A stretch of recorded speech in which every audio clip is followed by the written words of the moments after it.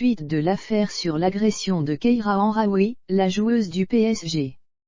Sa coéquipière Aminata Diallo est sortie de garde à vue sans qu'aucune charge ne soit retenue contre elle, mais les enquêteurs poursuivent leurs recherches. C'est une histoire qui a déjà fait le tour du monde. Tous les médias ne parlent que des deux joueuses du Paris Saint-Germain au cœur d'une affaire totalement folle.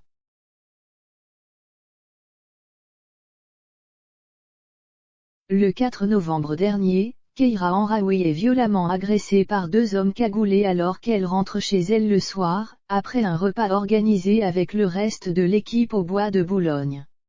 Sans jamais chercher à lui voler son argent ou ses biens, les deux hommes s'acharnent à coups de barre de fer sur ses jambes avec l'intention de lui briser.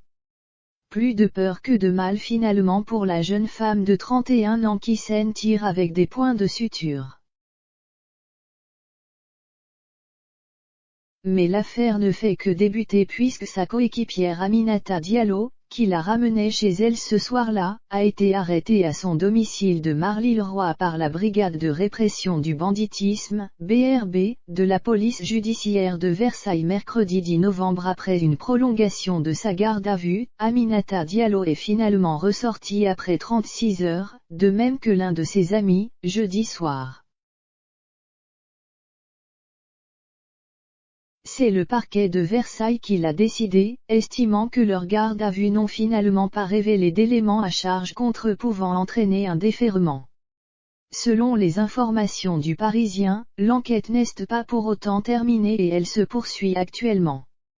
Une information judiciaire devrait même être ouverte dans les jours à venir pour ce qui est d'Aminata Diallo. Le quotidien évoque une fille très coopérative avec les enquêteurs.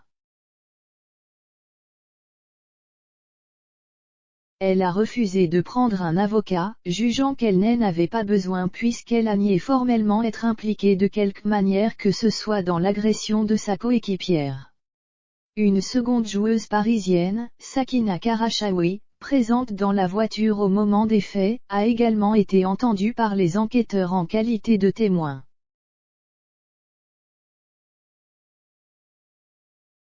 Les trois joueuses habitant dans les Yvelines, cette dernière a été déposée chez elle en premier, avant l'agression de Keira Hamraoui. Des éléments troublants dans l'attitude de la joueuse.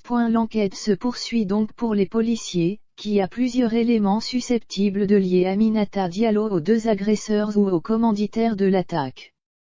Les deux hommes sont d'ailleurs toujours recherchés. Certains éléments interrogent les enquêteurs, comme le trajet inhabituel pris par la joueuse de 26 ans, ainsi que sa vitesse réduite au moment de l'agression ou encore le fait que les agresseurs ne se soient pas intéressés à elle. Son ami entendu en même temps qu'elle dans cette affaire est incarcéré du côté de Lyon pour une autre affaire. Il aurait été en contact téléphonique avec la joueuse au moment des faits et son profil est assez inquiétant puisqu'il compte à son casier judiciaire une cinquantaine de faits délictueux. Ce dernier indique qu'il se faisait simplement du souci pour elle au moment de son coup de fil.